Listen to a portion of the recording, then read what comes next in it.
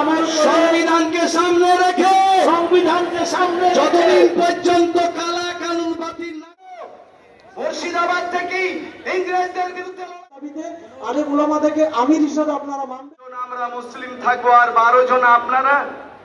আমরা ভারতের মাটিতে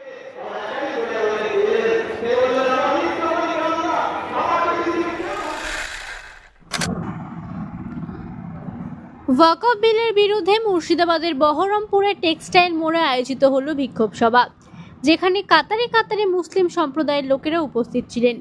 ওয়াকফ বিরোধী স্লোগান সহ ওয়াকফ বিলের বিরোধিতা তারা করলেন। কয়েক হাজার সংখ্যক মুসলিম সম্প্রদায়ের লোকেরা অনুষ্ঠানে অংশগ্রহণ করে। অনুষ্ঠানে উপস্থিত ছিলেন তৃণমূলের বিধায়ক হুমায়ুন কবির নিজে।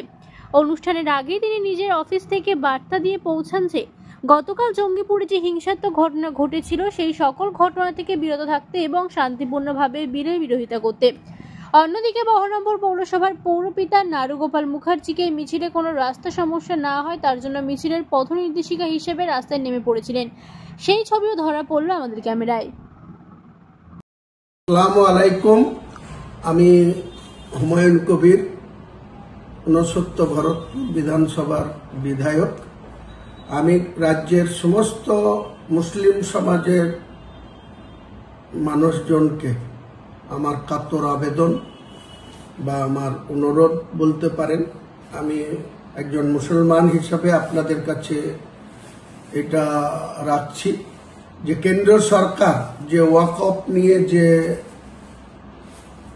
অ্যামেন্ডমেন্ট এনেছে বা ওয়াকফ বিলে যে সমস্ত সংযোজন করেছে সেটা মুসলিমদের সম্পদের উপরে হস্তক্ষেপ বা মুসলিমদের অধিকারের উপরে হস্তক্ষেপের শামিল।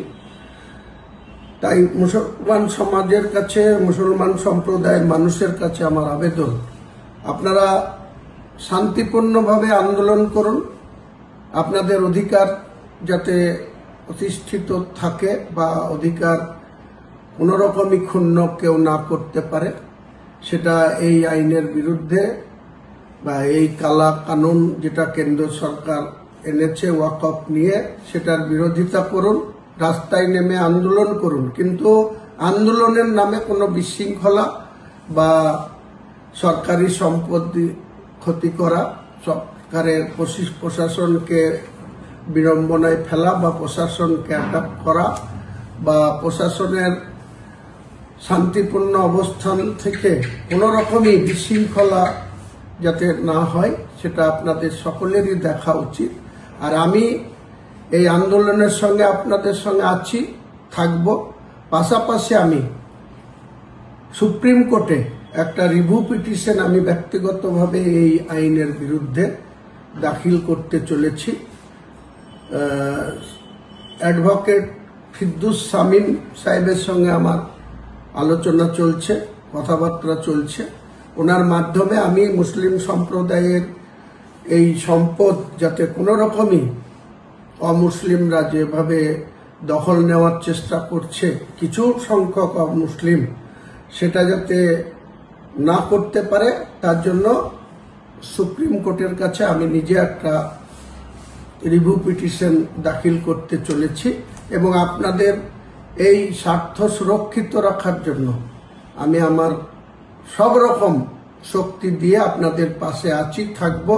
আগামী দিনে মুসলিম সম্প্রদায়ের সম্পদকে কেউ এইভাবে কবজা করতে পারবে না, সেটা আমাদেরকে বুদ্ধিমত্তার সঙ্গে শান্তিপূর্ণভাবে আমাদের রাস্তায় নেমে আন্দোলন করুন। আন্দোলনের নামে সরকারি সম্পদ নষ্ট করবেন না, পুলিশ প্রশাসনের উপরে ক্ষিপ্ত হবেন না বা আক্রমণাত্মক কোনো কিছু করা থেকে বিরত থাকুন, এই আবেদনই আপনাদের কাছে রইল।